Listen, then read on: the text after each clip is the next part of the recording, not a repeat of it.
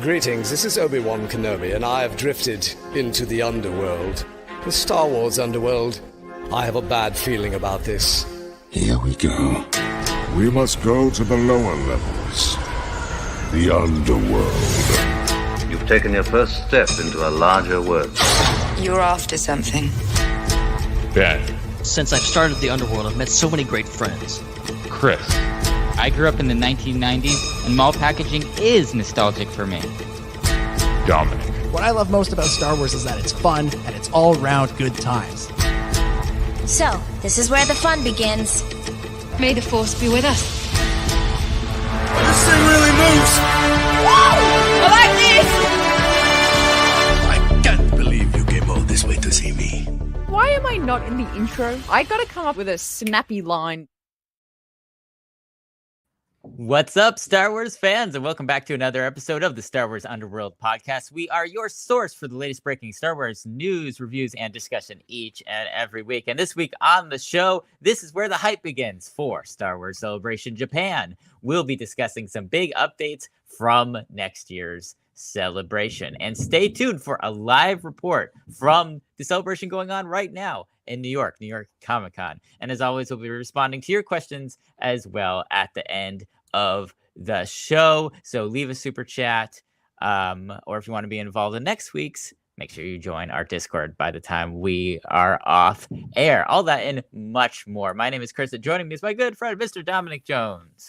Hello, Chris. Hello, Ben. Hello, Hannah. Hello, everybody. It feels like forever since I've been here, but I'm glad to be back and hope to be back much more consistently going forward, especially as we inch ever closer to the release of Skeleton Crew. Ben, I think I saw that it was less than 50 days now until the show finally premieres. So it's just coming up around the corner. I am also on the hype train for Star Wars Celebration Japan. The big story for me this week was that I got my hotel room for Celebration Japan. And, Matthew from Ion Cannon and Tractor Beam, he'd been like applying low key pressure to me to like get on the ball with this, get a hotel room, get in there and do this. So I'd been resisting it. I'd been like, I'm too busy. I'm at San Diego ComicCon. Stop bothering me. All sorts of stuff like that. And then this week I'm like, I'm going to do it. I'm going to get it done. Him and I, we had this plan. We're going to stay in the same place. I went looking for hotel rooms and I found a perfect one. It was right by the convention center. Nice. Not a bad price. It's great. Nice. Except there was only space for one person in it. So I grabbed it for myself and Matthew's on his own now. So what? So there you go. That's my big celebration update. Also some badges. I don't know. It's going to be a great show. Very excited to be back. Wow, that's amazing. Also joining us, it's Ben Hart, the Star Wars guy.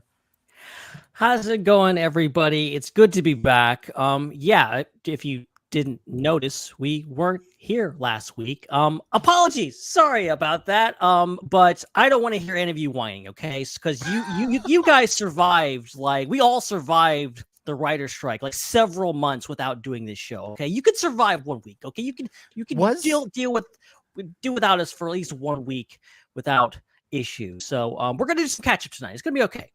Was anybody complaining? Did like Actually, Ben? No, I didn't get. I get messages. Usually, I get people going like, "What happened? Where are you guys? What up? There's no show in my feed. What's going on? People are freaking out."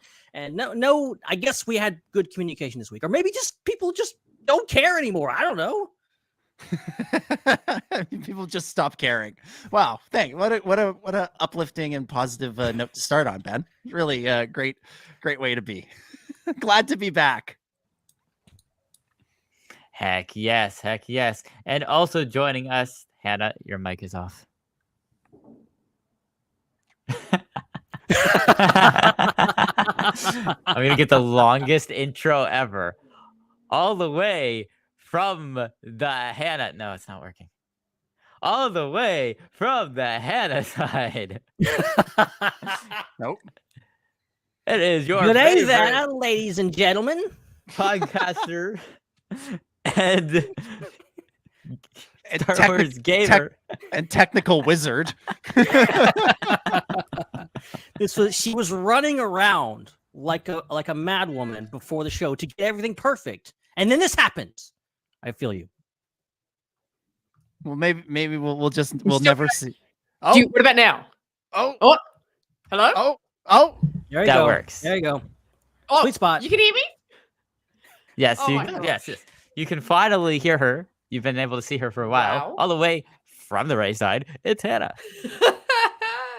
G'day there. Great to be back for another show. Excited to, talk Star Wars Celebration. I'm so excited. So, it's going to be a good time. Can't wait for a great discussion. Yeah. So I mentioned this a second ago. We're less than 50 days now out from Skeleton Crew. We're not going to talk too much about Skeleton Crew tonight, but I just wanted to check in with everybody, how we're feeling, where our anticipation levels are. Have you come down from the roller coaster that's been the Acolyte, and are you ready for something new, or does it still feel kind of far away? How are we feeling? Where are we at with our Skeleton Crew anticipation in this moment? I just think of it as something that's happening in the future still. Yeah. Doesn't feel here yet. No, because we haven't seen any like really gigantic promotional stuff for it. Mm-hmm. I think I need another trailer. I need another trailer to kind of get a better feel for it. Because that first trailer was like a true teaser. It was getting a feeling for the show. It's not really getting into the plot of the show. And I'm also someone that like, I get to a certain point where like, I don't need any more trailers. I'm good. But I'm like, I want more trailers. I want to learn more about the show so that I can get more hyped about it. Because it does feel very far off right now. I think it's gonna sneak up on me because it's not that far away, really, truly. It's gonna be here before we know it. But right now it's still kind of nebulous. Mm-hmm. Absolutely. Yeah. Definitely. Yeah, I'm coming in the same boat. I really hope for another trailer real soon because I think we need to see more. The first trailer was just super interesting. Everyone's like, oh, this is this weird suburban space. There's some interesting aliens and characters, but yeah, I would really love to see more because I think I'm very positive with the outlook of like Skeleton Crew even happening. I think it's going to be like the next big thing. I don't think so, but I think for Star Wars fans, it should be quite refreshing just to have a lighthearted, kid-driven adventure across the galaxy. I have high hopes for this being just such a refreshing story for us to get into. So I'm very excited. I've got high hopes. Yeah, it feels like it could be a palate cleanser after a lot of stuff that's been, there's been a lot of, ups and downs with a lot of things, both in universe and out. And this sort of feels like it's getting back to basics. So, but you're right. You're all right. It still feels very far away. Whereas with some of the other shows, 50 days out they felt a little closer. They felt a little bit, we'd seen a little bit more. They felt a little bit more real. This one, still a little ways away, but I just wanted to do a little temperature check before we dive too deeply into things that are even further away, like Celebration Japan. But Chris, let's do some plugs and then we'll get into the bulk of the show. All right, so this is the most important plug. Follow us on Threads at the SWU. It's the only social media site, so make sure that you follow us there if you want social media content from us. Also, if you want to ask us questions and us to answer it, the best way to do that, not during a live show, is to go to the Star Wars Underworld Network Discord. There is a link in the description for that. We also have other things on there, but they're not as cool as Ask the SWU. So check it out. I don't know why I'm deadpanning this whole thing. And also you're like putting down our own stuff. You're like, this stuff in there kind of sucks. Yeah, go follow us on social media. I don't know. I'm not your mom. I'm just doing what you want. We all know that listening to podcasts is inferior to watching them. But if you happen to be doing that, you please leave a good review on podcast apps. Thank you. I don't know. I feel like we're getting a little reminder of what it was like to just do an audio only podcast with Ben tonight, seeing as he keeps freezing every so often. But we can hear him great. Oh my That's goodness, all that matters. That's exactly wild. And the other thing that you can do is you can really only enjoy the show if you're a member. So make sure you become a member of this channel. There's a button to do that. It's a lot more enjoyable, we promise. and we're not paid to say that. Actually, we are. I was gonna say becoming a channel member is like the one thing. That's the one thing where you're sort of paying we are. to have Chris deadpan make it sound like you're better, better than everybody else. Yeah. Also, we want to warn you that you're. Also, we want to. Wow.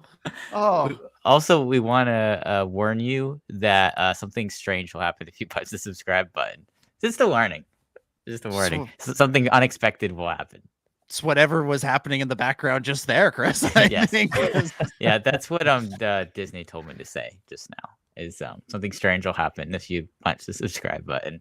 So probably don't do that. And finally, you can super chat on this show. I know you didn't know you could, but you can. If you were a channel member, you would have known. They know how to give us more money. We do have other shows on our network that you can check out if you want to. One of them is the Raeside. It's on a different channel, RAE side. It's very mysterious, so we're just telling you that. You've probably never heard of it. And then you actually might be surprised, but the Why super is everything a mystery today? the super popular Ion Cannon, which we all know that all of our viewers came from there, because they're awesome. But for some reason you forgot about that. Make sure you don't leave them behind. Watch their show too. It's on our channel. So is Tractor Beam. And then finally, not on YouTube, really on Twitch, is Tales from Beyond the Galaxy. So if you refuse to watch things on YouTube, but you're okay with Twitch, you could check their shop. Many years ago, I suggested we should do the plugs at the start of the show instead of the end of the show. About a half decade later, I'm regretting that suggestion. That was painful. That was painful. I don't even want to plug my thing at that. In this segment. I have to keep people on their toes. I don't want them fast forwarding through this section. You don't know what you're gonna get next week. I think more likely people were like, keep fast forwarding again, going, Jesus, they're still going. Why? I usually only have to press it twice. Oh my gosh. All right, let's get into things. I don't know why I hired Aubrey Plaza as a ghostwriter, but you know. Yeah, good question. I don't know. Probably because you've been watching. Rough. All right. Everybody shut up. Let's talk about Star Wars Celebration Japan. It is, Ben, how many months away is it? You tell me. Okay, you had to ask. But I can tell you. I could tell you if you give me like 2 seconds. It is 183 days away, which is 6 months, 14 hours, 38 minutes, and 0 seconds. 0 seconds. All right, I like that part. Got a couple. Actually, it's 55 seconds now. Sorry. No, I like that less. We got a couple of guest announcements. Mads Mikkelsen and Timura Morrison will be there, but the big Celebration Japan news is the badge art, and this is pretty spectacular. They revealed what five badges are going to look like. It's all Japanese inspired art of Yoda, Luke Skywalker, Din Djarin and Din Grogu, Darth Vader, and Ahsoka Tano. I'll just say, wow. Amazing.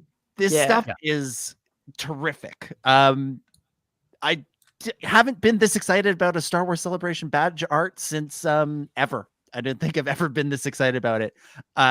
Sometimes they sell the like full pack where you can get them all after the fact. Oh, this one would be tempting. Well, how do we feel about this? Yeah, I think they're just perfect. Just so perfect. The Ahsoka one is the best. I love this one the most. It's just they look so fantastic, and definitely much more of a collectible item. I even like remembering of the Anaheim 22 badge art. It was just like the pictures of the planets, but it wasn't that crazy.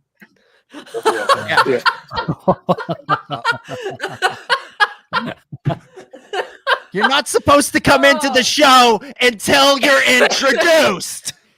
Star Raptor and Matthew jump scare. No. Oh, that was awesome. That's not how this works.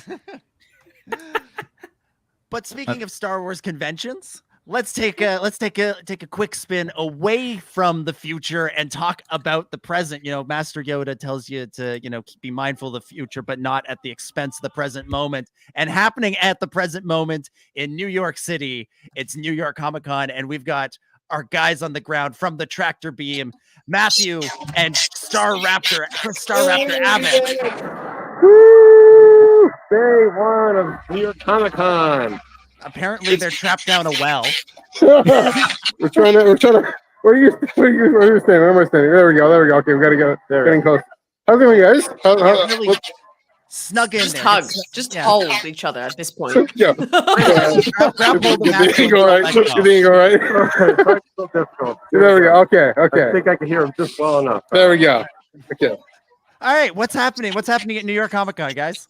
Well, we're trying to do a tractor beam live. Well, you could probably watch it now. We did that, yeah. Live on the corner of, 39th and 9th Avenue or something. That, yeah. So as soon as we hit the live button, we're here on the corner talking about, the Battle of Jakku, and this gentleman walks up behind us and tries to get in the camera, and he does successfully. It just no, he doesn't. He doesn't work. Bombing us, and the normal person would do that, have fun, and walk away. It happens all the time, This guy stuck around for the whole time, very quietly, just watching, but very, very close, like 3 feet away, and we're trapped because we're live, and we're okay, what's this guy gonna do? We watch the video. I'm just constantly looking at this guy, because what do you do when you're live? I guess we could have said oh, we have tech difficulties. Let's shut this off and do it somewhere else. But it was absolutely bizarre. We're trying to hold ourselves together. I'm what is happening here? Okay. I think it was fine. I don't know. I said what I wanted to say about the comic book, so what can you say? Right. Anyway, New York ComicCon. I was expecting a twist to that story, and that man was George Lucas. Oh my God! He was a person on the store that needed help. That you know. So okay, and, yeah. So. All right. So basically, what's the con? Yeah, what's for money? Is there anything happening at New York ComicCon? New York ComicCon. So we just to get out to the real content. We're gonna get serious for a second. just fair warning, as I normally do. New York ComicCon. So we just got out of kind of authors and tie-ins panel. It was kind of general, but it had John Jackson Miller, who's written tons of Star Wars, and Stephen Barnes, who's written 2 Mace Windu novels, 20 years apart. One that literally came out this past Tuesday. And just a tip, I know you guys are talking about Celebration. If Stephen Barnes is at any panel at Celebration, go to that panel, because he is incredibly articulate, incredibly sharp, incredibly incisive, and he really brought the goods in terms of what science fantasy and space fantasy can offer the world, in terms of the contrast with that with hard science fiction, and how, especially with Star Wars, it's how it makes you feel, and bringing back that sense of, they'll remember how it makes you feel. I think a lot of people have made that quote, and so he really brought that out. Even John Jackson Miller made this interesting contrast about how sci-fi is about how things work. I think both of them said that, how things work, like the system, the world, and whatnot, and physics, and space fantasy and Star Wars. The adventure going on this, George Lucas propelling folks on this kind of roller coaster of a ride, and how that Luke being propelled into this larger world. It's a fun adventure that is itself the meaning, and so that was a profound thought. Really incredible insights from Stephen Barnes about the character of Mace Windu, and he said that people have criticized the character as just this cipher, and brought in Sam Jackson just to kind of bring that aura, bring that energy that Sam Jackson does, because all Mace Windu does on screen, maybe, or especially in some novels and comics that he didn't mention, kind of barks orders and leads troops, leads clones into battle and whatnot. So we're keeping, and then he even has the contradictory line: "We're keepers of the peace, not soldiers." all that stuff, and then goes and tries to assassinate Palpatine. Stephen Barnes subtly hinted, and not subtly hinted, he just under the surface, he really called out kind of the implicit racism of how a lot of people read Star Wars, or how a lot of people read the character of Mace Windu, and saying just an empty cipher. No, if you get Stephen Barnes, a black man of a certain age, writing this character, he's going to fill in a lot more detail, a lot more personal heart, and have him maybe do some things that are more controversial, maybe more political. And he didn't get into them because he didn't want to spoil the novel. But Mace Windu, Glass Abyss, it made me more excited to read that novel. It made me. I'm gonna next time I watch the prequels, and me, I love watching the prequels. I'm gonna think about that. Think about how are we consuming and watching this character through the lens of our privilege versus say Sam Jackson and his background and his race and what he brings to the character as the experience of a black person in this world. And so that again, I was going to get serious here. That was maybe the most profound thing in this last panel was the most Star Wars heavy of the day. There wasn't too much else going on Star Wars wise, but some other things we could chat about too. Oh, for sure. Yeah, that's hearing that definitely makes me more excited to read The Glass Abyss, which is, of course, as you said, just came out this past week. What else has been going on at New York ComicCon? What else have you seen? What's going on the show floor? Always, that's from the years that I've gone, that's always a good time with lots of interesting sights to behold. What have we seen? What have we liked so far? I mean, the most thing that we've seen, of course, as any good convention, great cosplay all around. I've seen some techs, I've seen some Mandalorians, as you would expect. A lot of just cool characters until only Thursday. So even better ones come out Friday and Saturday. But as far as the presence, there really isn't an official Star Wars presence on the floor that I've seen. At least they have a occasional Marvel booth. One year they did, Dominic, when you were here, I think in 2017, they had a whole big Last Jedi booth. I'm still waiting for something of that caliber to happen once again. But the programming is the strongest part, I would say, right now. Yeah. Tomorrow and Saturday, there's the two different panels going on.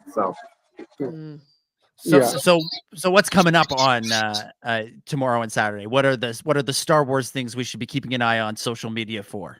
Yeah. So the big one tomorrow, at least for Iron Cannon Tractor Beam folks, the big one is the publishing panel. Lucasfilm Stories from a Galaxy Far, Far Away. Lucasfilm Publishing Stories from a Galaxy Far, Far Away. Last year, I thought it was a celebration level panel with celebration level reveals. What's coming up next? This year, we've been really expecting it to be what the next era of Star Wars comics is going to be. What's going to happen starting January. It's 10 years on from the 2015 Jason Aaron comic, and when the first iteration of the new canon in comics, and now that era is finally over. It's finally over. They've gotten to Return of the Jedi, like we just talked about today. They're starting to move towards the Battle of Jakku. Are we going to get an idea of what the next major push is after that? We're suspecting something maybe even all the way into the era of the Mandoverse. Either that. So, so I got notifications. I'm using on my phone too, so I got to deal with that. So yeah, and then even other novel reveals. Probably cover the Trials of the Jedi, Charles Soule's finale to the High Republic. Maybe some other details about that. Probably maybe some novel reveals. We don't know, but I think so. There's a couple authors that are on the panel that I realized are on there for I don't know why, because they haven't written anything in Star Wars that's upcoming. So I think there's definitely going to be a couple big reveals in that regard, but they can't do everything because then the next day, Saturday, they have the Dark Horse Comics panel, which is quite odd. That's pretty specific. you'd think it'd be okay, maybe one panel with Marvel and Dark Horse, but Dark Horse gets its entire panel tomorrow. We like they have the Bad Batch comic that you guys talked about like a couple weeks ago and different things. So yeah, looking forward to stuff because there's been stuff they announced a year ago that still hasn't come out. They announced the original graphic novels for Qui-Gon and Obi-Wan and all these other characters. So maybe they'll give us an update on those. We shall see. Yeah. So pretty good. And yeah, so definitely check out the plugs quickly. Check out at Iron Cannon Pod. For all that news, and be sure to send some photos on for Ben to just letting you know to throw up on social media, and definitely try and get that. One last thing I do want to say is today there were two major like Hall H style panels of things that are, I would say, very Star Wars adjacent. So one was Dune Prophecy. Of course, it's a 10,000 year prequel to the Dune films and the novels and whatnot. That one, it's Dune, right? It's the influence of Star Wars, and they're gonna kind of play that up. I think in some ways more deeply, talking about the politics of the Empire in its origins. Almost like it's a Dawn of the Bene Gesserit, so there's a similar kind of Dawn of the Jedi, but if the Jedi were more morally gray and morally suspect, like we see in the prequels. So that also a Netflix film called Electric State, and that one, the premise there is it's the aftermath of a war between humans and robots. And so my mind there went straight to the Clone Wars and how because there's one character, Chris Pratt's character, he's skeptical of that war. He's a veteran of it, and who did it gain and who did it benefit, and how everyone lost something in that war. And so that seemed to pick up a lot of very Clone Wars-esque themes. And so I'm excited for both of those. Yeah. That sounds like straight up Clone Wars fan fiction right there. Like that sounds like that should be a sequel that should be happening in one of the TV series on Disney Plus. Yeah, maybe. It definitely, it's sort of set in the 1990s in our world. It's set, the 90s.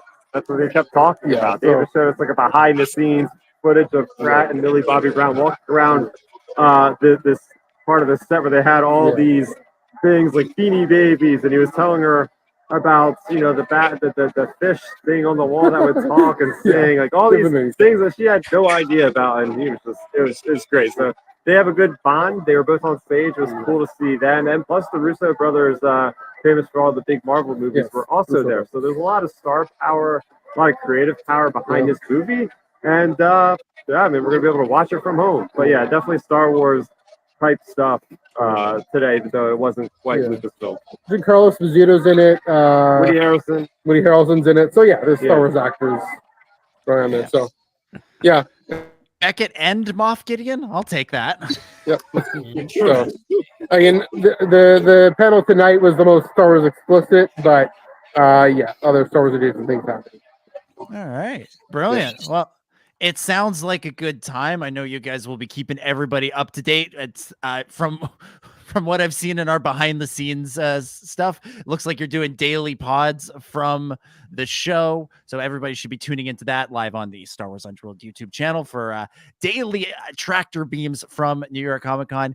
Any parting thoughts on this year's first day of New York ComicCon? Yeah, I will say it's good to be back as always. Oh yeah, this is a big one. It's good to be back at a convention that is enduring a strike. Yeah. Because we had to deal with that last year, and it's fun and all, but you just don't get the same pop and the same vibe as being, like you said, in these Hall H panels where on the Electric State, there's robots that came and rolled out on stage. Robots were just taking over the whole place. So it was cool to see that. It was cool to get the actors to actually talk about what they're there for, what they want to talk, what they're working on. Yeah, it's great, because then a couple of years ago, we were still recovering from COVID. So there's still a lot of restrictions there. So I will say this is only day one, but this feels like the proper Comic-Con that has returned to its glory since, 2019, the last good one. All that is good to be back. Really looking forward to tomorrow's panel because it's going to bring the goods.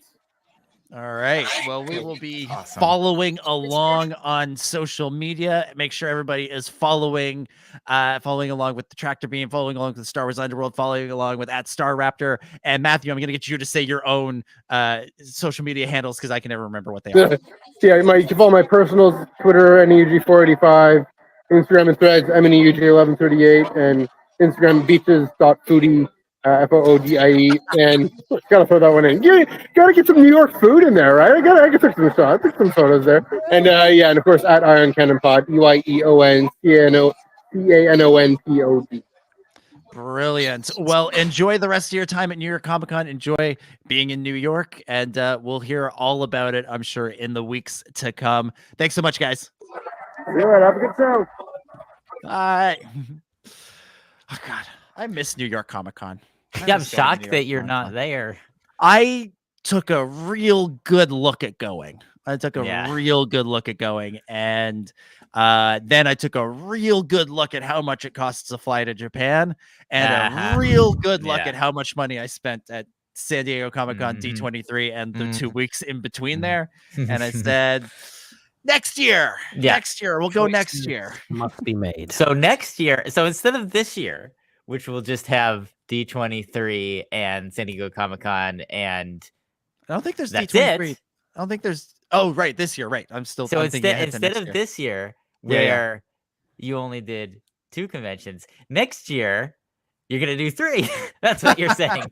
That's the plan. That's the plan. Plus the local ones here. What's the in addition to every Toronto convention, every Toronto convention, as many as we can get to. I would accept all of them. Yeah, that's the plan. We'll see where we go. But I always had such a great time at New York Comic Con. I miss it. It's a good one. I miss it dearly, and I hate my Facebook memories for reminding me of how much fun we had. I think I'm gonna make it to Rhode Island Comic Con. I think, because I tend to go now. I just tend to go to the East Coast cons when I'm just already there for some reason, and I'm already going to be there. So I think I'll be at Rhode Island. So if anyone's going into Rhode Island, I might be going. Stay tuned for more information about that. I'm waiting for Lucasfilm to truly get their act together with the shows and the movies, and in addition to the games and the books and the comics. And I want them to go to all the big ones and do a little preview. That would be great. 3 of us were at Ben, Chris, and I we were all at the Lucasfilm panel at San Diego Comic-Con this year. That was partially about Outlaws, partially about books, and I'm like, that was great. I'd like it to, instead of be broken up into halves the way it was, I'd like it to be in thirds, 1/3 about the shows and the movies, 1/3 about the games, and 1/3 about everything else, and kind of just give us a little bit more, because I feel I don't know, I still feel like there's opportunities here for them to do some genuine outreach to fans, which is something that I think they should be doing a little bit more. But sounds like there'll be lots of great stuff at New York Comic Con. I like I said, very jealous to not be there. And also the fact they're literally giving away copies of a novel. They're giving away advanced reader copies of a novel that doesn't come out until February of next year. Wow. One of the Star Wars ones. It's Alexander Freed's new book, which I'm very intrigued to read. But any more thoughts on the Celebration Japan badge art before we move off? So excited! This is some of my favorite badge art we've ever gotten from Celebration. So very excited. I think some of the most unique and interesting, not to besmirch all of the previous Celebration artworks. Some have been fantastic. Some have been not that great. There was those ones, I can't remember from what con. It was just when they released it, it was oh, these are jokes, right? These are not the official ones. And then it turned out to be the official ones, and I was flabbergasted. Whereas these are truly incredible art and just plays into the cultural aspect of just this is Japanese, and then you tie in just we've seen artwork like this forever because there's so much Japanese influence in Star Wars, and this is right on the money. And to see a lot of new characters, especially Dinning Rogu, in there. It's great. It just look. I would take any of these and hang them on my wall in a second. Yeah, it's the first time that I can remember where like the badge art and the feels local to where the convention is, right? Like they had a really nice poster for London that was very London UK themed. But that badge art was just the characters, just nice pictures of the characters. None of the American ones have had anything really unique about them. They're just kind of cool Star Wars imagery.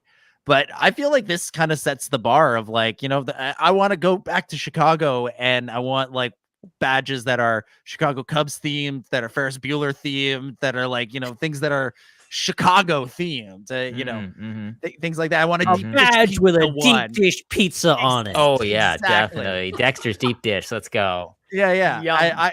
It basically means we can never go back to Anaheim because I don't know what you would do with Anaheim. But like, are you kidding me? Disneyland. Yeah, but like, I feel like that could be cool to like make them feel more specific to the event rather than just, hey, here's a cool badge. But good stuff there. We're looking forward to seeing what's going on out there at Celebration in just over 6 months time. All right, let's talk about the Acolyte. Okay. What do we have to? Let's talk about the Acolyte. I'm not emotionally prepared for this. Hold on. Jodie Turner-Smith, she who played Mother Anastasia in the Acolyte, she was interviewed by Glamour magazine, and they asked her about they asked her about the fact that there wasn't a lot of pushback from Disney to the abuse that the cast was taking from certain corners of the internet. Again, as always with these conversations about the Acolyte, disliking the Acolyte does not make you a terrible person. Liking the Acolyte does not make you a great person. But it cannot be denied that there were some not great people who were really going after the cast of the Acolyte because they are just using it as an excuse. So here's what Jodie Turner-Smith said. She said, quote, "They've got to stop doing this thing where they don't say anything when people are getting effing dogpiled on the internet with racism and bullshit. It's just not fair to not say anything. It's really unfair. It would just be nice if the people that have all the money, whether that be Disney or any studio, were showing their support and putting their feet down. Say, this is unacceptable. You're not a fan if you do this. Make a really big statement and just see if any money leaves. I bet you it won't, because people of color, and especially Black people, make up a very large percentage of buying power. They might find that it's actually more lucrative for them, but everyone's using woke like it's a dirty word." She's right. She's right. I look back to the Obi-Wan Kenobi show, and Ewan McGregor did exactly what she's talking about. He was the star of the show. He's the executive producer of the show. He kind of spoke for the show. And as soon as this stuff started happening, he made a video of himself in his car saying, "You are not a fan if you're doing this. You're not a Star Wars fan." And nobody did that for the Acolyte. I mean, like, I think their fellow cast members stood up for them, but nobody with the gravitas of a Ewan McGregor, nobody who was in that sort of position of power of being the person who basically got that show made, stood up and did that. And I think this begs the question of how long until actors start turning down these roles. At what point do people say, you know what, it's not worth my time? And you can say, okay, what does that matter for me as a fan? Well, you'll miss out on some good performances. You'll miss out on some interesting people being in Star Wars. If somebody doesn't want to do Star Wars because they don't want to do Star Wars, that's fine.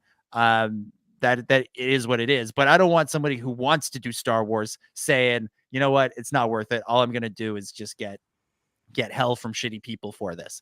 And that, I feel like that's where we're headed with this stuff. And it might be different if they felt some level of support from, their bosses, the people making the show. But it's clear from what Jodie says, at the very least, she didn't feel that way. Yeah, that's the thing that's difficult because I mean, I feel like we've heard at various points people in charge of Lucasfilm and Disney say statements that are clearly in support of any members of their cast that are being harassed online. But I think it's not enough to kind of blanket just say that once in a while. Like we know that they're supportive of them, but I feel like when there's a specific situation that is out of hand, not saying anything, I think at this point, what it does is it normalizes it. It's just it's kind of by not saying anything whenever something like this happens. What Disney is saying, we just expect this to happen. This is normal. And while anybody in the know would know that no one at Disney wants it to be normal. I think that saying that it's normal, it kind of gives you the idea that maybe they don't care so much that it is. And I think that's the exact point that Jodie Turner-Smith is making, is it kind of feels like they don't really care when, they should. So I think that she's right. I think that it would be great if every time any actor at any point gets harassed online, Disney from their public account says, we stand by this person and we denounce wholeheartedly any of the people that are doing this and saying these things. And there's no space in our audience for them. And I understand why they might be scared to do that from a financial perspective. They might think that, people will tune out because of them saying that. But there always comes a point when you want to say, at what cost are you keeping an audience? And I will say, as someone who consumes Disney, I feel like I'm allowed to be equally critical of the fact that there's been situations where I think they've chosen profit over people. In this particular type of situation comes to mind the way that they market their films in countries that are more racist, shockingly, than the United States, which is, again, hard to believe that other countries might actually be more racist than the United States, but I think there are. And I think that everybody here knows what I'm talking about when I say that Disney markets films differently in other countries than the United States in ways that I think they don't get called out enough for. So that's a huge point of it. So let's make statements. Let's not normalize this. And let's also look at all the situations where money is coming before supporting equality amongst the cast of these shows. Tell me if you've heard this statement before. Don't feed the troll. Don't feed the troll. Don't engage with it. We've heard this for years. And I totally understand that philosophy. I understand that logic, especially as someone who works in social media, who does our social media here at Star Wars Underworld. I knew that any time I posted about the Acolyte, or specifically Leslie Headland or Amanda Stenberg, I could do it right now. And I will know that I have to keep an eye on those posts. And there's going to be hundreds of comments. And I'm going to have to spend probably an hour on one post just banning people. Just because they're just being awful in the comments. Just the worst stuff imaginable. And I understand from Disney's point of view, from a corporate standpoint, of just like, let's just not give them oxygen. Let's not bring it up. Let's not bring up the thing because it's just going to inflame the issue all over again. And we want to keep things. We want to focus on other things. We want to keep going back to the Acolyte. We want to focus on the Skeleton Crew. And by the way, those kids already getting online attacks from weirdos on the internet. Okay, it's happening already. And the problem is that don't feed the troll. It just doesn't work, because if you can say, oh, well, their strategy with the Acolyte was just to ignore the problem. Guess what? It didn't work. Okay.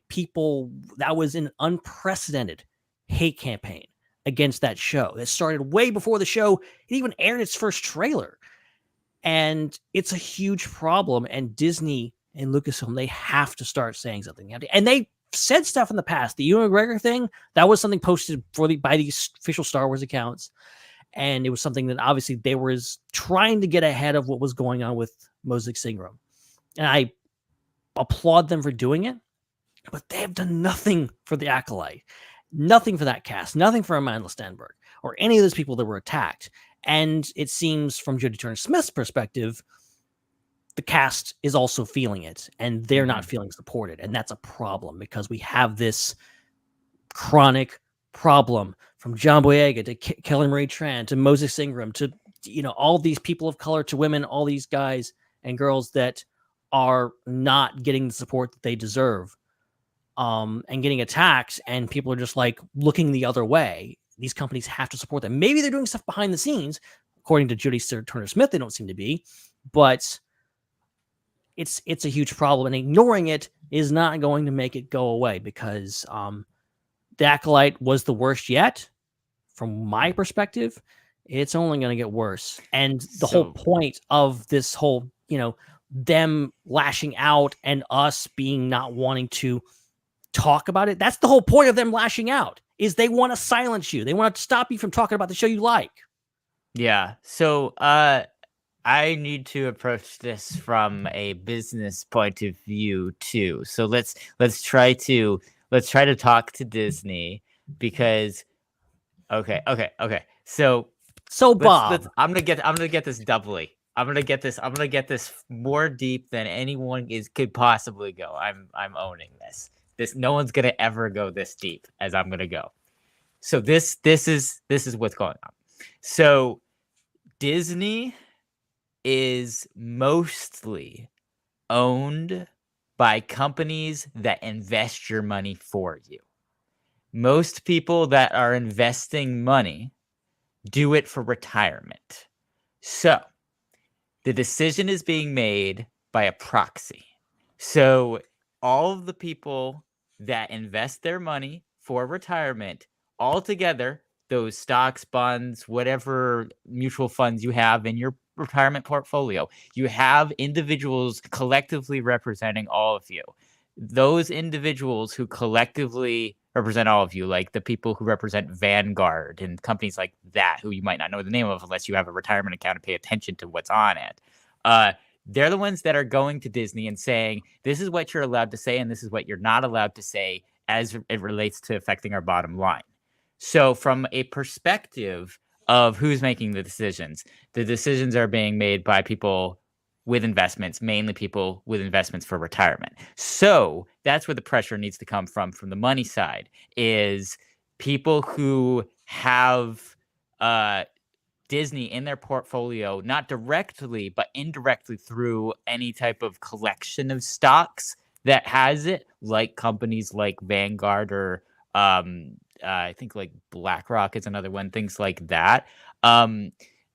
They need to talk to their brokers who need, and you need to say, if you don't pass this information along to the representatives to Disney from your company that is a mutual fund company, then I'm going to pull out. I'm going to ask you to remove that from my portfolio or remove your entire mutual fund from my portfolio. A lot of people can do this, or ask your parents to do it if you don't have a retirement savings, which a lot of people in our generation don't, sadly. So that's from that perspective. From the other perspective, from the perspective of people in the media just talking, and from the perspective of anybody who's on the other side of this thing, who's asking Disney to stand up for them and telling them this should not affect their bottom line. Here's an example. So I only thought of this because I'm literally wearing a Chappell Roan shirt right now. And I thought about how this year, the musician Chappell Roan blew up on TikTok for making a TikTok about how we need to stop normalizing creepy, harassing fan behavior of musicians. And it was very strong. It was very strong and controversial what she said, to the point where some people said, you're being really entitled. You're famous. It's you should accept the fact that people are going to harass you because you're famous.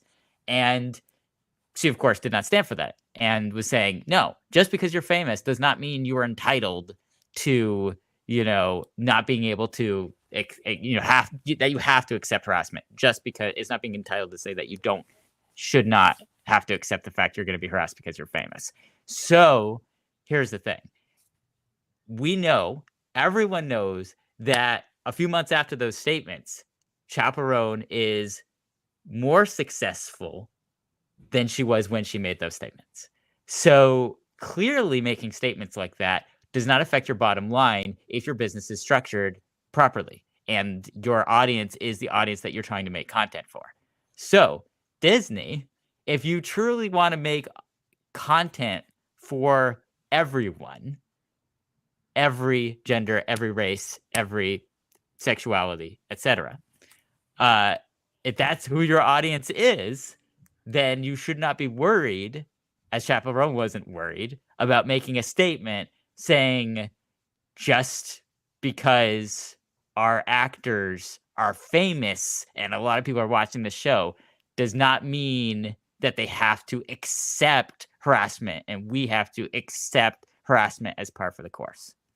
Like, they can say, no, it's not cool. This is not okay. Mm-hmm. You shouldn't do this. And they should be able to make a statement as a company and support and not have to worry about losing money or popularity because of it. Just as Chaperone did not have to worry about losing money or popularity for standing up and denouncing behavior amongst fans that was inappropriate. It's a good point. And you'd hope that they would see it that way, and perhaps they will in the future. And like I said, most people don't even realize that they might be the ones controlling Disney indirectly, because most people, again, you tell your company puts away some money for you for retirement. You might not even know what mutual funds are in there. If you know what mutual funds are in there, you probably don't know what those funds are actually made up of. But truly, if you listen to an earnings call with the CEO of Disney talking, what is happening in that call? What is happening in that quarterly call? He's talking to representatives from retirement and investment fund management companies who are grilling him about how he's going to keep making them more money. That's what's happening. And so if that call becomes, hey, Mr. Iger, we're going to lose people out of our fund. They're going to divest from our fund and we're going to be out of business if you don't start calling out these unethical behavior online that is hurting your employees. If that's what that becomes, it will fix this problem really quickly. And the only way it's going to become that is if people look at what's in their 401ks, see if their mutual funds are the ones that invest in Disney, and then contact their broker, asking their broker to contact that mutual fund saying, we are going to boycott your fund and boycott Disney if they keep putting profit over people like this, because it's not worth us. We can retire off of another company. We don't need Disney. There's plenty of companies who are making plenty of money right now. We can choose one that actually is ethical in this regard. It gives you a lot to think about. It certainly gives you something to look into it. And, and as you're saying, there's more you can do than just scream about it online. And, not that screaming about it online isn't, it doesn't have value. But there might be more impactful ways. Hannah, do you want to weigh in on any of this?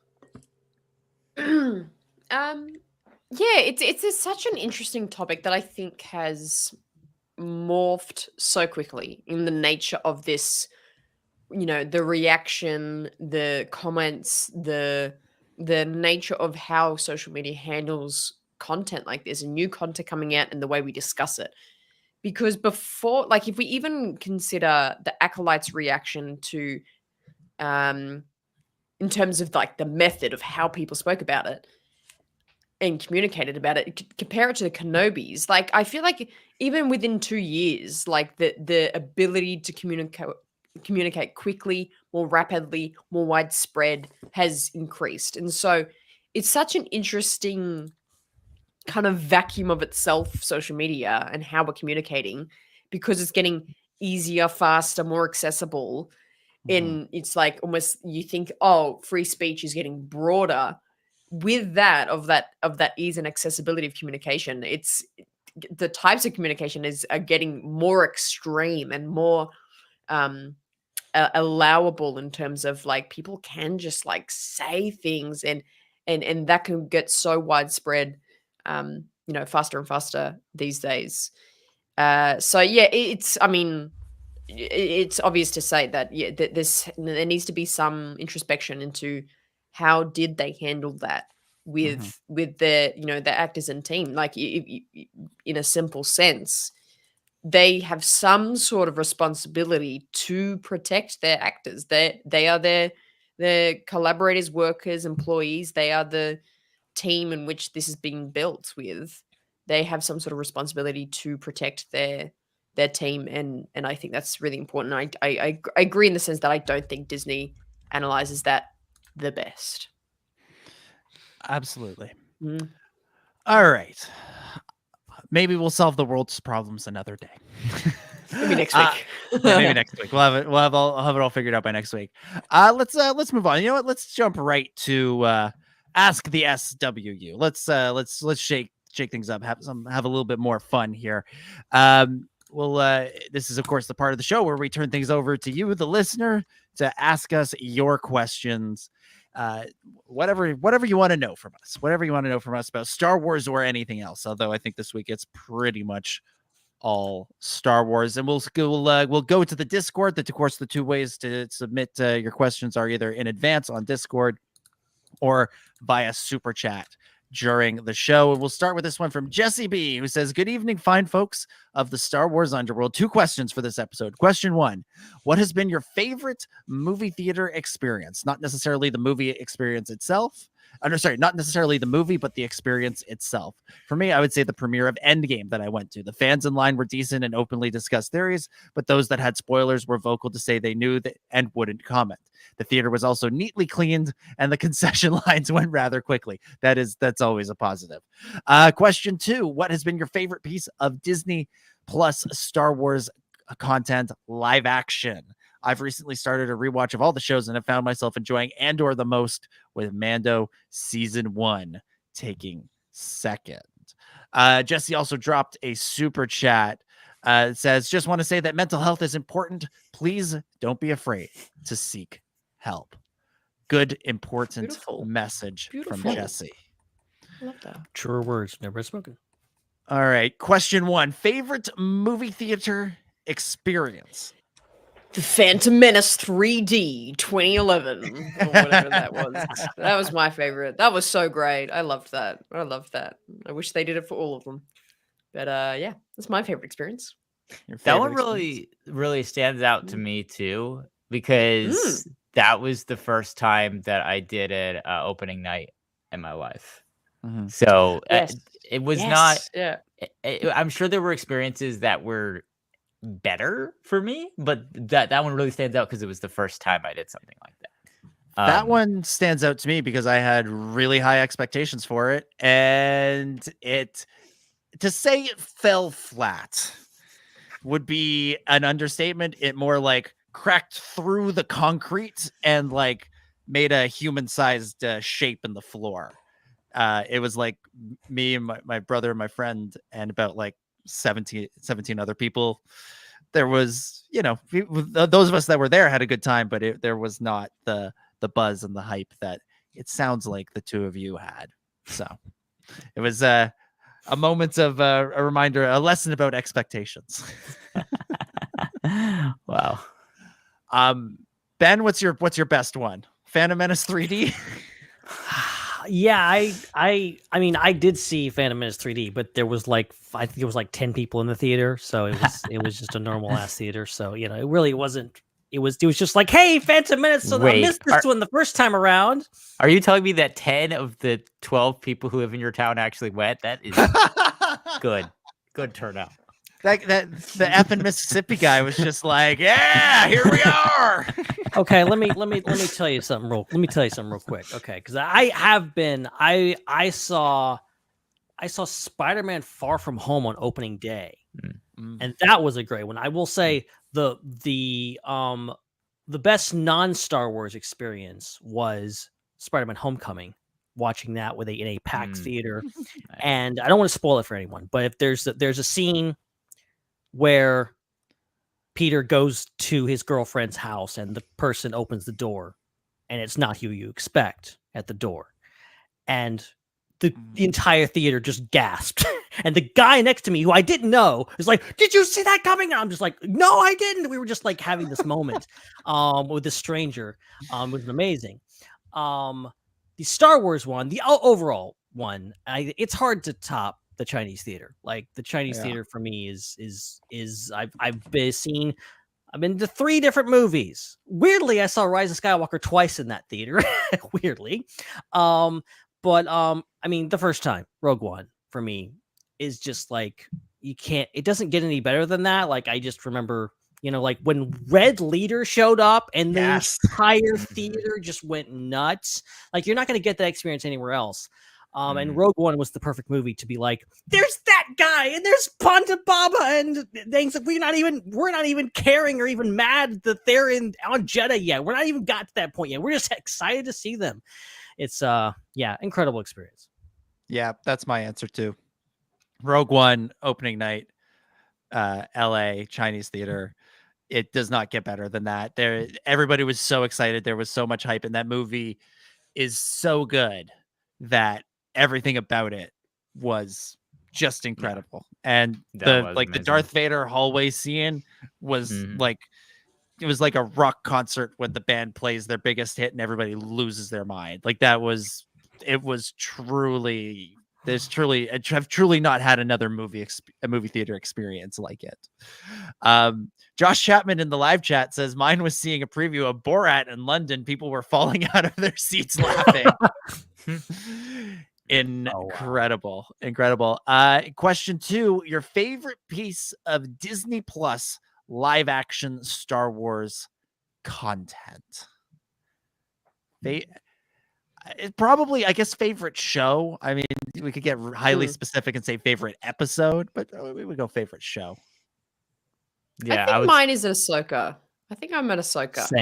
Same. Balance of characters and writing and quality. I think Ahsoka is mine. Yeah. Andor. I'm torn between Andor and Kenobi. I really loved Kenobi, and the last episode of Kenobi. I'm not your failure, Obi-Wan. You didn't kill Anakin. I did. I don't know if there's anything that can top that for me personally. That was so good. There's been some great stuff. Great stuff. All right. Good questions, Jesse. Good question, Jesse. All right, let's go to Kajira. Kajira says, oh, my Mortis gods. It's also the 10th anniversary of Star Wars Rebels. 10 years ago, I started my first year of university. Hey, me too. My question for y'all's could either be 2 things, up to you to decide. 1, where were y'all's at the time Star Wars Rebels premiered? Or your favorite Star Wars Rebels episodes / moments. Mine was Callus's Zuko level redemption story arc. Let's do both. Where were you when Star Wars Rebels premiered? Well, that's a pretty wild one for me, since I was at the premiere of Star Wars Rebels at San Diego ComicCon. So that was pretty awesome, and that was my favorite moment for sure. Couldn't top that. Yeah, I'm gonna kind of cop out and say the same thing, because I saw it about a month later at Fan Expo in Toronto, and it was great atmosphere, great audience, and Kanan putting together the lightsaber and stepping out and facing down against the stormtroopers. again, like that is perhaps one of the most perfect moments of Star Wars from the last 10 years. And as great as the show was and could be, I don't know if it ever topped that moment in the first episode. Absolutely. I think I had just come home from school. I was in grade 8. And I think I just watched it. I just watched it after school. I was like 14. So I think I watched it after school one day and I was like, oh, this is a weird looking Clone Wars. And watched it from there. Yeah. There you go. Benjamin? I have no, I think I was just here. I think I was right here. Making barbecue while you watch it. Yeah. We were doing the podcast. I mean, I was probably in this room doing the podcast, and I don't know. I don't remember, like, obviously I was a little skeptical of Rebels. And then I remember the first time I heard Rebels was coming, I was very angry because when they first announced it, because I was just like, I was convinced that they were going to do like a New Republic show. I was like, they canceled Clone Wars to do New Republic, obviously, and then they did Rebels, and I'm just like, how dare they do this? But very much won over. I think that first episode, we talked about it recently, just like Spark of Rebellion is amazing. Like it's so good. And then there's so many moments, and I think, speaking of Ahsoka, like I learned with Ahsoka watching that show, being like, there's a lot of Rebels that I really do love, and I came away from that show and going like, I don't know, this show's for me, and genuinely, like there's so many freaking moments. Like I guess a favorite moment for me, I think I love the season 2 opener. I love Rex coming in and the AT versus ATTE battle. That was just superb. Yeah. Hannah, do you have a favorite moment? Yes, I was going to say favorite episode's got to be, what's it called? Something of the Darksaber. It's the one with Sabine and Kanan training with the. Yeah, that one is so cool, so powerful. Just so much like force lesson learning there for the characters. Loved it. Oh, such a great episode. Yeah. This has me wanting to rewatch Rebels again. Last time I did a Rebels rewatch, it lasted about as long as the show was on, because I think I started it. Right when COVID hit, and I think I finished it when Ahsoka aired. Wow. And I think I pushed to finish it when Ahsoka aired. It was like we're watching like 3 or 4 episodes a day. Maybe it's time to start again. They'll finish it in time for Ahsoka season 2. All right, good question, Kajira. Yeah. 10 years of Star Wars Rebels, kind of hard to believe. That's amazing. Blackthorn drops this question. The question for the pod: anyone know what Pablo Hidalgo, Leland Shee, and the rest of the old story group are up to? I haven't heard them mentioned in ages. Are they still part of the creative team with Kathleen Kennedy, Dave Filoni, and Jon Favreau? So here's the thing.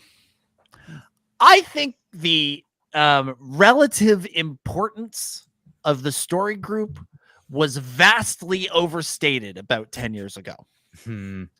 That's not to say that the story group members don't play an important role in the production of these stories, be it films, TV shows, books, comics, video games. I do think they play a very important role. I just think they, as a company, and we as fans, projected something that wasn't necessarily true, because whenever people talked about it, it was always in the sense that they were like the puppet masters for all the stories that were going on, that they were like making sure everything connected, when really they were much more of the like, this is a terrible analogy, I'm going to try and think of a better one. They were the Zambonis. They were coming in afterward. I was going to say the janitors. They're the Zambonis of the storytelling, in the sense that they're cleaning up everything and making it smooth and shiny and look good from the outside, when really we saw this play out with the sequel trilogy. JJ does one thing, Ryan does another thing, and then JJ goes, no, actually we're going back to the first thing. And then it's up to the story group and the other stories to try and mesh those things together better than they were initially. And that's kind of what when it comes to continuity, that's what their job is to try and smooth things over, rather than say to the filmmakers, yes, you can do that. No, you can't do that. You have to do it this way. No, you can't do it that way. They're kind of going, okay, you're doing that. Doesn't really jive with this over here, but let's see if we can kind of, finesse this other story to make them connect in a way that they weren't initially going to do. So I think their role was overstated. I think they are still involved from all we can tell. It seems they're still there from their social media presences and that sort of thing. I think the story group has had people come and go, just in the same way that all workplaces have people come and go. And they're there doing their job, getting Star Wars stories made. But they were never the, showrunners of Star Wars the way they were sometimes portrayed to be, and the way that sometimes fans thought they were. Pablo Hidalgo is not making decisions about what happens in different stories. That's not it. He's not doing that. Leland Chee's not doing that. Matt Martin's not doing that. They're there working with the storytellers to, get the stories told first and foremost, and then potentially try and connect them after the fact. Yeah, I mean, let's face it. Star Wars fans are the kings and queens of reading too much into every single thing. And there is this just kind of for hardcore fans, if you've been in the fandom, if you just watch Star Wars, like, these names, and then you start getting into it and you start kind of obsessing over these different people behind the scenes. You understand that, George Lucas didn't create Star Wars by himself. He had a lot of help from a lot of different fascinating people, and you listen to their interviews and then you dive into the thing and you get fascinated with these people. And, yes, they all deserve credit and they all deserve their accolades, but ultimately they are just they're just people. They're just doing their job, and they don't have maybe as much influence as we like. And I think it became a problem for a long time, which is probably one of the reasons why Pablo Hidalgo is no longer active on Twitter, is because people just kept reading too much. I think back when StarWarsUnderworld.com was very active with posting news, I'm pretty sure, Dominic, you sent a directive down basically saying not every Pablo tweet is newsworthy. That was the thing that you said. Yeah. Yeah. Because sometimes the man just tweets his opinion. He's allowed to have opinions. Sometimes the stuff he says is newsworthy. Absolutely. And we'll talk about what it is, but sometimes it's just Pablo saying, this is what I had for lunch today. And hey, I like this. I don't like that. Yeah, it's like you listen. I've listened to interviews, and he's very candid. He has opinions about different things, and he talks about things, very open and honest about these things. But then you look at through the window of just ooh, he's got influence. He's written all these visual dictionaries. He's an advisor. He's in the credits of all the Star Wars movies. He's in the story group, and then you start reading too much into it, and it's bad. I will say, and I'm not making this up. Believe me, I'm not making this up. Leland Shee is active on Threads. Okay. If you want to keep up with what the Holocron Keeper is doing, go to Threads and follow him, because he has actually some genuinely fascinating things to say. He posted somebody was talking about, what do you know about Star Wars? And he just posted all these random facts of things. Those things. And I was like, okay, he's a good follow. If you're on Threads, follow the Holocron Keeper. Yeah. And again, to give you maybe some sense of what these people actually do, as opposed to, being the puppet masters. Matt Martin is on this story group. And I remember he was very involved in a lot of the VR stuff that was going on. They were the Vader Immortal stuff and Secrets of the Empire, all this Mustafar, Darth Vader stuff that was happening inside your virtual reality helmets. And I remember back at New York ComicCon 2019, Chris Abbott and I went and did the Secrets of the Empire experience, and we had a lot of fun with it. It was really cool. And then that night was Force Friday, and we ran into Matt Martin at the Disney store, and Chris was telling him how much he loved the Secrets of the Empire thing, and we were talking about it, and Matt was telling us behind the scenes of how they figured out what Mustafar should smell like, because part of the Secrets of the Empire experience was they blew smells at you, so when you were standing outside on Mustafar, it smelled like a campfire. And Matt Martin was going over how like their original plan was like, well, it's a lava planet. It should smell like sulfur. And then they went, that would be really unpleasant for everybody to be involved in. So what else can we come up with? And they came up with campfire, which is a nice smell. And we all like a campfire smell. So like they're involved in like day-to-day discussions around just telling the story and going like, how do we want people to experience this story? And with Secrets of the Empire, that meant, what does Mustafar smell like? And for those of us that played Secrets of the Empire, we know it smells like a campfire. Except when Anakin's burning, then it smells like flesh. I thought you were going to go there. I thought it was going to go there. Oh, boy. But good question. Good question. I'm sure they're in all those conversations with Favalloni and Kennedy and everybody. Wolf Dog asks, what do you want to be announced at Celebration Japan? Not what do you think? What do you want? That's something that's actually going to come out. That's what I Yeah, a movie that will be made. They got a script and they're going to shoot it and they're actually going to release it. That thing. Clearly, Acolyte season 2. Yeah, that was going to be my answer. Book of Boba Fett season 2. Dang. That's what I want. Book of Boba Fett, the movie. Let's do it. Book of Boba Fett, the movie. Oh, all right. Yeah. Well, just a movie called Boba Fett. I mean, That's it's kind of shocking that hasn't happened since the Kenobi and Boba Fett were the shortlist for movies, and Kenobi has happened as a series. But I mean, and the Boba Fett happened as a series. I guess. Yeah, I Boba guess Fett movie's been that's out the there same. for years. Like I remember back in maybe 2011. Joe Johnston was like, hey, I'd like to make a Boba Fett movie. And everyone was like, oh, Joe Johnston, they're not going to make any more Star Wars movies. You're weird. And now here we are. You're weird. You're weird. I want them to announce the release date for the first movie in the Rian Johnson trilogy. That's what I want. Yes, finally, please. Just do that. Just do that. Please. Why not? It'd be fun.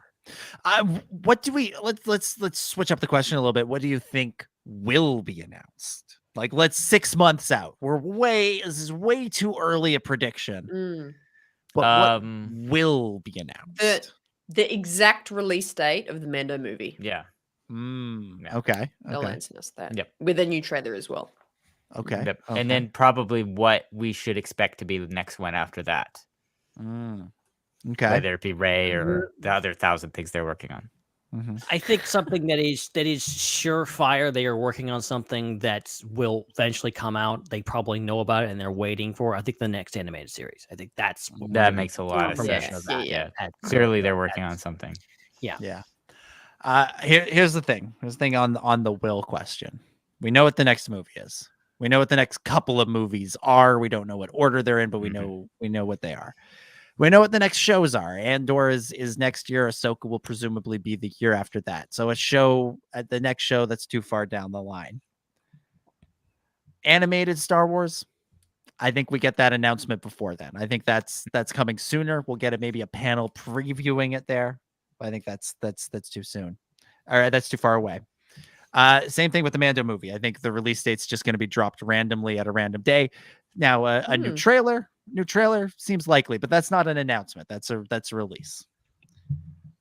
I'm going to say the only genuine announcement out of Celebration Japan. Again, I'm separating announcements from reveals. Reveals are trailers and posters and concept art and that sort of thing. The only genuine announcement will be Star Wars Visions Volume 3. Makes sense. And they'll bring back some of the Japanese studios from season 1, maybe some other international studios, maybe some new Japanese studios, and that'll be the big local pop. Yep. And otherwise, we know what the movies are, we know what the shows are. I guess you could do a game, but I suspect the game will be announced in a more of a gaming venue. But the only genuine announcement on the TV and film side of things will be a volume 3 of Visions to go along with trailers for Mando Grogu, whatever the new animated project is, and probably another Andor trailer. Yeah. Hannah, you look like you have a an pitch. idea. Yes, Okay. I do. I do. This is what is going to happen, but maybe this is more in the camp of what I want to happen. Is that another announcement that they would make that's not a trailer, that's not a release date, is by the end of 2025, the Star Wars running- Battlefront 3. yeah, oh, imagine, dude. Oh, Oh. that's what we need. My goodness. By the end of 2023, the Lucasfilm company will be co-run, produced, directed, which means all projects under it and made from it will be co-ran by Dave Filoni and Jon Favreau. I mean, it kind of The whole already company. is. But more officially and more in completion. And Kathy is gonna retire at the end of 2025 So we're gonna throw Kathleen Kennedy's retirement party at Celebration Japan, basically. essentially. We should have some champagne and a cake and Probably. a gold watch ready. Yeah, essentially, yes. Interesting. Yes, and that'll be prefaced. Yeah, and they're gonna explain like the whole Kevin Feige style is pretty much going to be the John and Dave for Lucasfilm from now on. Okay, interesting. That could be that's my interesting. pitch. That's my idea. That's a pitch. Mm. All right, Mm. all right. That's what we want. That's what we think. We'll see. We'll find out in 6 months' time.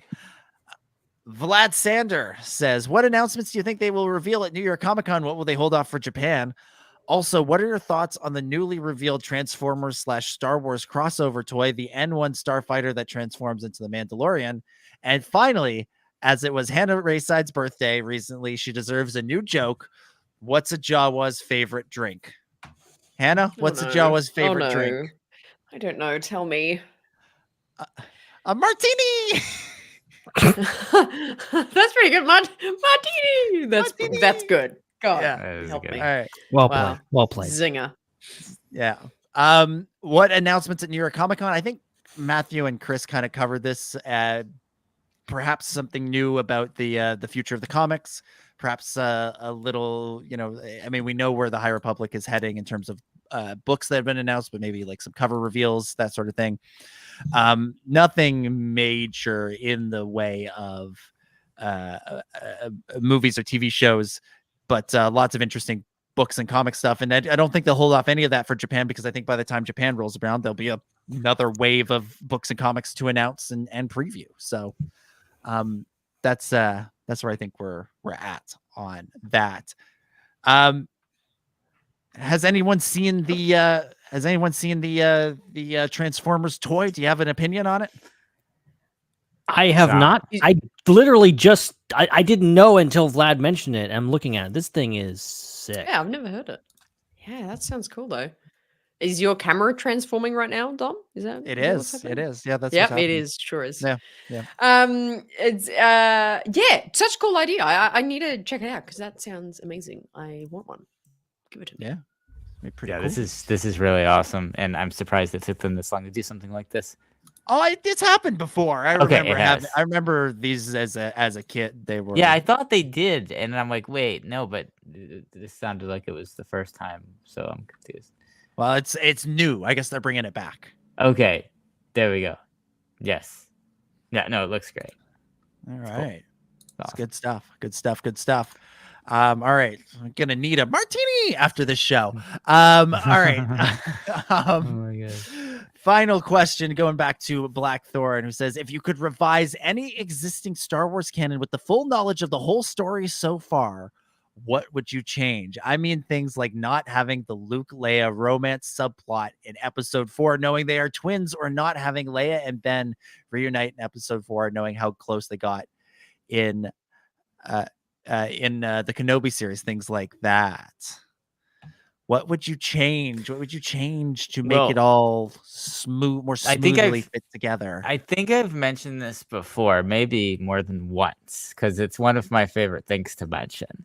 But knowing the full story of the Clone Wars series, I feel like Revenge of the Sith needs some tweaks.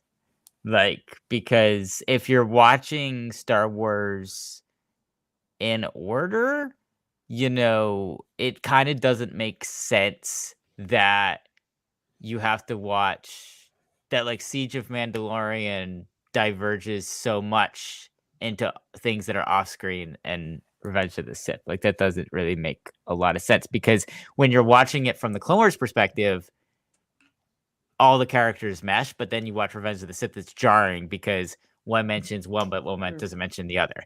So I feel like those two things should be the same thing.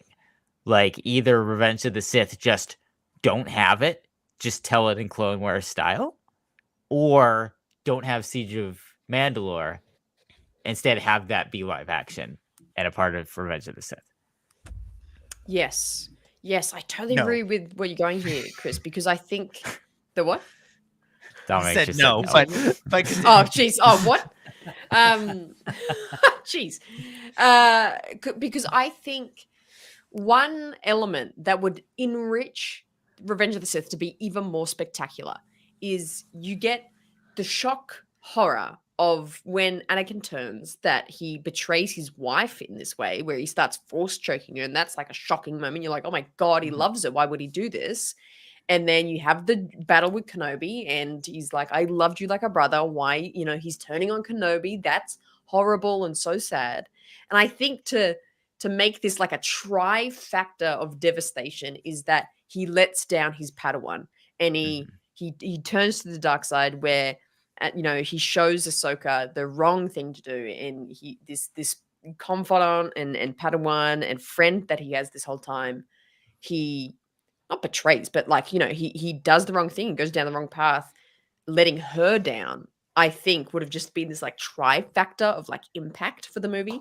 So yeah, I would tweak that. Like, Ahsoka is essentially in Revenge of the Sith a little bit, where it's just like touched on that, like, oh yeah, he had this Padawan, and she's like in it a little bit, and like I'm even thinking of like the opening of Revenge of the Sith, and it's like you have the whole, you know, battle above Coruscant, and you have Kenobi being like, let's go in, they're everywhere, and then Anakin's like, this is where the fun begins, and then there's a shot of Ahsoka in her Jedi Starfighter being like, I'm right behind you, Master, just being, and like is in the amongst it, and so don't laugh, and so like I feel like they could really insert her character into Revenge of the Sith, and it would just make it even more like actually. boom.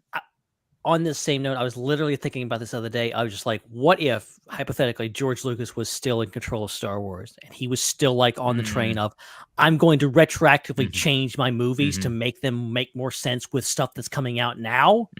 Like, I think he would absolutely have Hayden and Ewan go back and film a scene where they like talk about Ahsoka. Like, I could see a scene happening where like Anakin shows up late to the meeting, and Obi-Wan's like giving the spill of like, oh, Master Voss has moved his troops to Bod Pity. I could see a scene where Anakin's like, oh, what about Ahsoka? What's happening with Ahsoka? And they like have a conversation about it. Like that would absolutely be a thing that George would do. Revenge of the Sith is perfect. Siege of Mandalore is perfect. You're all crazy for trying to mess with them. Oh, get stuffed. Oh my Get God. stuffed. Okay, That ship sailed in 2005. on the prequel train, I'm not going to harp on this too much. My actual answer is the Phantom Menace.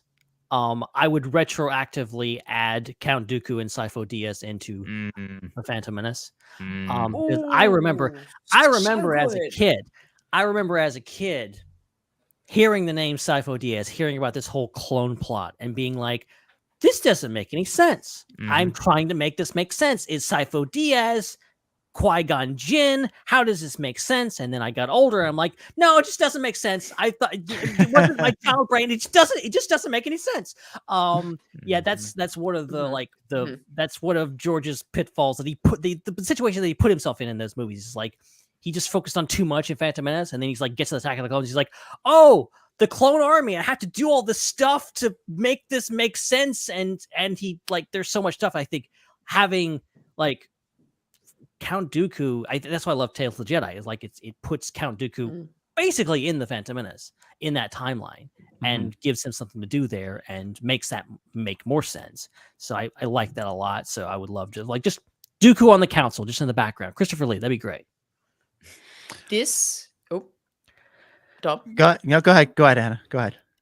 This is also making me think of Phantom Menace. One thing I would also add and change is I would make more direct and obvious connection that Shmi and Qui-Gon were romantically interested in one another. Because, and it's not just because it's like they had it, but it's because it's like it shows that the difficulties Anakin had going through the Jedi Order, being in love with Padme, not telling anyone, and how that like that's all been a difficulty for him, and his trauma with that. He's been exampled that like there should be a thing that like Qui-Gon like felt romantically, but then like the council found out as well, and that's why they were like, no, you can't train him, and no, you can't do that, Qui-Gon, because you've already done something wrong. Like they could have been an example of why you can't love, and just that compounds the trauma for Anakin. I think yeah, Shmi and Qui-Gon should have been like, hey. Like I'm not saying anything crazy, but just more of like a nod that they were romantically interested in one another. So something that was kind of thrown at us mainly by the prequels was Jedis aren't really supposed to have kids, because think about this. We've watched the original trilogy. Our assumption is the Jedi Anakin had kids. And so when we're talking about, how old was I? 7-year-old me, as the marketing for the Phantom Menace came out, and I started seeing things about Shmi and Qui-Gon and Anakin, my immediate assumption was, just like Luke had a Jedi father in the original trilogy, Anakin's going to have a Jedi father in the prequel trilogy, and the Jedi father is going to be Qui-Gon Jinn, and Shmi and Qui-Gon are going to be co-parents of Anakin. So that's not far off. That's not far off from just a romance subplot between the two of them, even if Qui-Gon Jinn is Anakin's father. For a while, I went through a phase where I thought one way you could have strengthened the overall cohesion of the prequels would have been to make the Count Dooku character and the Qui-Gon Jinn character the same. Oh, that would be wild. So that when, because think about this, makes more sense from the Dooku standpoint. It makes less sense from the Qui-Gon standpoint. But think about Dooku's introduction in Attack of the Clones. Is he's saying to Obi-Wan, "You can trust me. You can trust me. You can trust me." And they are talking like they have this history. We've never seen that. What if the connection? What if instead of it being some random guy that we've just been introduced to in the movie saying all that to Obi-Wan, it's his master from the previous movie? Yeah. All of a sudden that heightens all the tensions, heightens all the drama. How you get around, the master surviving episode 1 is a little bit kind of, that's where this House of Cards starts to fall apart a little bit. But I was just looking for ways to potentially make some of those plot lines in the prequels in episodes 2 and 3 that are clearly George sort of going, oh wait, I need this. Oh wait, I need this.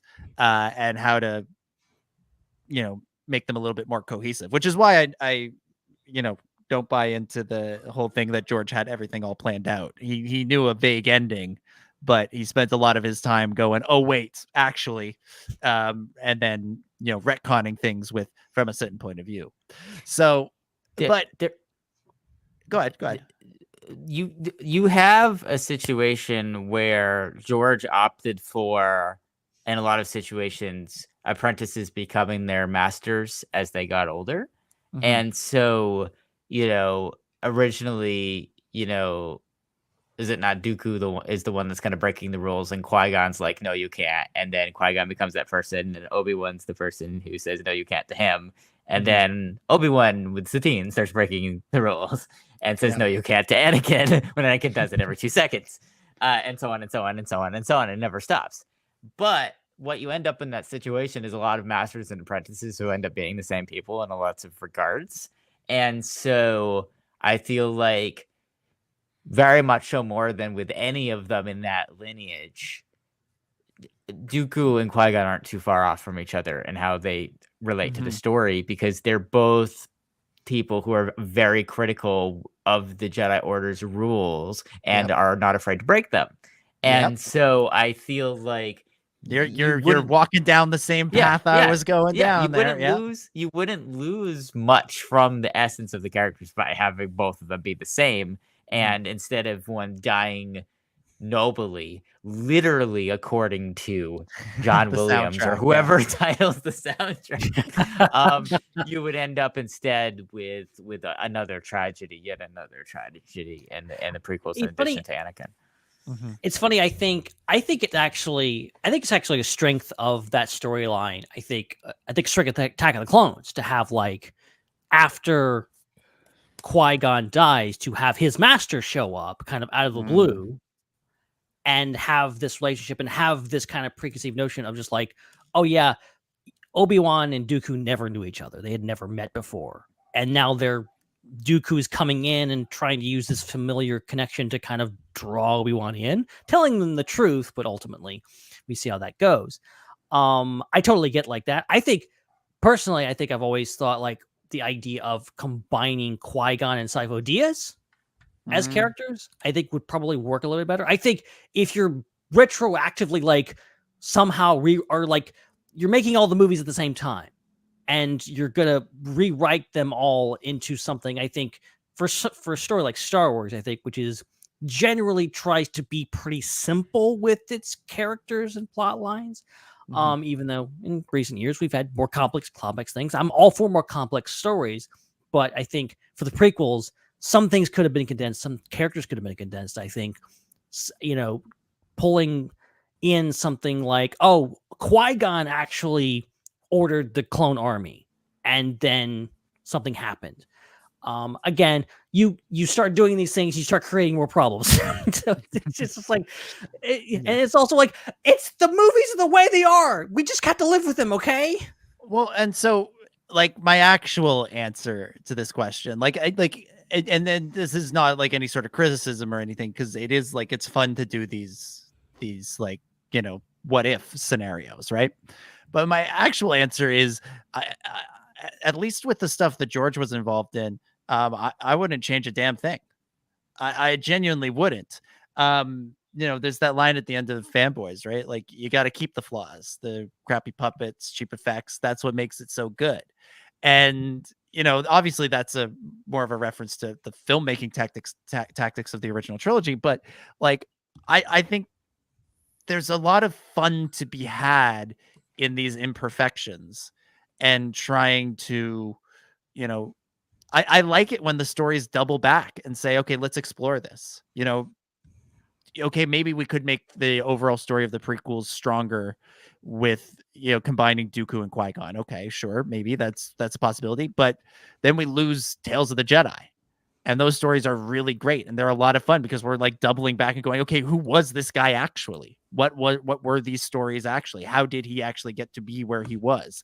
And so I really like that. When you guys were talking about, combining Siege of Mandalore with Revenge of the Sith in some way, like, I really like the line in the Ahsoka series when Hayden says to Ariana Greenblatt as Ahsoka, when they're in the Siege of Mandalore, he goes, "I don't remember this battle," and it's like kind of meta because both Anakin wasn't there, but also Hayden wasn't there for it. So it's kind of like there's a little like sort of fun meta commentary in that. So I like that stuff. I really, really like that stuff. And I for as much as I hope that the storytellers are striving to make everything flow together and work together and be as flawless as possible, these imperfections, the speed bumps, all that stuff make it, they open up the door for more fun and more stories down the line. So I enjoy that too, is all I'm getting at. Yeah, for all the flaws in the prequels and the Clone Wars, I think the Clone Wars is still one of the best examples of not changing anything about the original thing, a la George Lucas in special editions, but still changing things and going back and writing more stories and doing more work on those things and trying to give them more things. And after, yes, I have a better understanding of Sifo Dyas after watching the Yoda arc. Those are some good episodes, and they actually do flesh it out a bit more. And if, I think anybody that has issues with that will enjoy those. I still don't feel I understand the story, but but I like it. I like it. That's the point. I still feel sorry for that guy that was in prison for like 20 years eating beetles. Like that was rough. What's his name? Sylvan or something? Yeah, that dude. Yeah, him. The Pikes, man. The Pikes they've always been messed up. Nobody likes the Pikes. They're the worst. They suck. Worse than Jabba. I don't know. All right. That'll do it for Ask the SWU. As always, if you want to submit questions for next week, join the Discord. Get in on the conversations. And every week, Ben puts out the call for questions. And we've got a good group of folks that I always answer the call, but we're always looking to hear from more of you. And if you're listening live, you can always drop a super chat and join in that way. But I think with that, we will begin to wrap things up for this week. Awesome. Thank you, everybody, so much for watching, for listening. We'll be back, of course, with another episode, same time, same place, next week. That time is 6 p.m. Pacific, 9 p.m. Eastern on Thursday nights, and that place is YouTube, Facebook, and Twitch. And, of course, make sure you check out the show on YouTube and Facebook after the fact, and on your favorite podcast streaming apps. Thank you, Dominic, so much for hosting. It was my pleasure. It was great fun to be back, and great fun to be back talking about Star Wars, because even though I haven't been here for a little while, I've done a lot of podcasting, and none of it was about Star Wars. As many of you listening will know, I've subjected you, perhaps against your will, over the years to my ramblings about the Toronto Maple Leafs. Well, I'm still going to do that here, but if you want to hear more about that more regularly, do check out Game Over Toronto. It's a new thing that I'm part of, where we basically, it's a post-game show. After every Leafs game, we're going to get online and talk about the game, talk about what's going on in the season, and have some fun like we do here. But we'll be talking about hockey and the Toronto Maple Leafs specifically. And there's also game overs for all 7 Canadian teams in the National Hockey League, so you can check those out as well if, say, you live somewhere else and don't like the Leafs very much. So check that out. Game Over. It's on YouTube. Game Over Toronto specifically on YouTube, podcast feeds, all that stuff. Check it out. It's a lot of fun. And but yeah, I'm still going to be here. Still going to be talking Star Wars, because still love Star Wars. And so very excited for Celebration, Skeleton Crew, and all the good things we have to look forward to. But yeah, see everybody again in 7 days' time. Awesome. And thank you so much, Ben, for hosting as well. Oh, it was a pleasure, as always. And speaking of being here, I will not be here next week. What? I will not be. That's not allowed. Come on, man. The rest of us are allowed to take weeks off, but not you, Ben. Not you, damn it. And you guys gotta fend for yourself next week, okay? I don't know what's gonna happen, genuinely. So as it turns out, happening at the exact same time as we will be recording this next episode, I will be recording a new episode of IPC. And we do this every few years. The latest season of Jurassic World Chaos Theory, which I know, it's not Star Wars, but if you're in the Jurassic fandom, it's a pretty big deal. Like, genuinely, like, it's the Clone Wars of Jurassic Park. Like, it's getting rave reviews. It's huge. and it just came out with the second season, and we're going to be doing a roundtable discussion on it. Jesse, who's in the chat right now, he's going to be joining us. We got Dan Grievous, we got Star Raptor, we got a bunch of really cool people going to be talking about the new season and getting the Jurassic boys together and talking some dinosaurs. It's going to be good. So if you want to hear me talk about something not Star Wars related, go check that out on next Thursday. Awesome. Make sure you check that out. And Hannah, thank you so much for hosting too. Thank you so much. Another great time that we're all four of us here together. But gotta wait another like 27 weeks until we're all four here again. Love it. Fantastic. But no, it was always really great to talk Star Wars, and we're just 1 week closer to Skeleton Crew. Can't wait to talk episodes of Star Wars again. Oh, so excited. Wait, and you can follow all us on social media. Dominic's at DominicJ25. Ben is at Ben Hart with no E. Hannah is at the Raeside RAE side. And I'm at Seek3PO SEEK3PO. Make sure that you punch that subscribe button or that follow button on whatever you are watching us or listening to us on before you head out. I want to thank everybody who super chatted tonight, and to all of our channel members on YouTube, and to everybody who left a review on the podcasting app that you are listening on. Make sure that you check out our Discord. That's where the party continues throughout the week. Lots of cool stuff over there. Link is in the description. Make sure you follow us on social media at the SWU. And finally, let's leave a plug for all the other great shows on the Star Wars Underworld Network, the Raeside, Ion Cannon, Tales from Beyond the Galaxy, Tractor Beam, and more. We'll be back next week with more content. Until then, for Dominic and Ben and Hannah, my name is Chris, and may the Force be with you.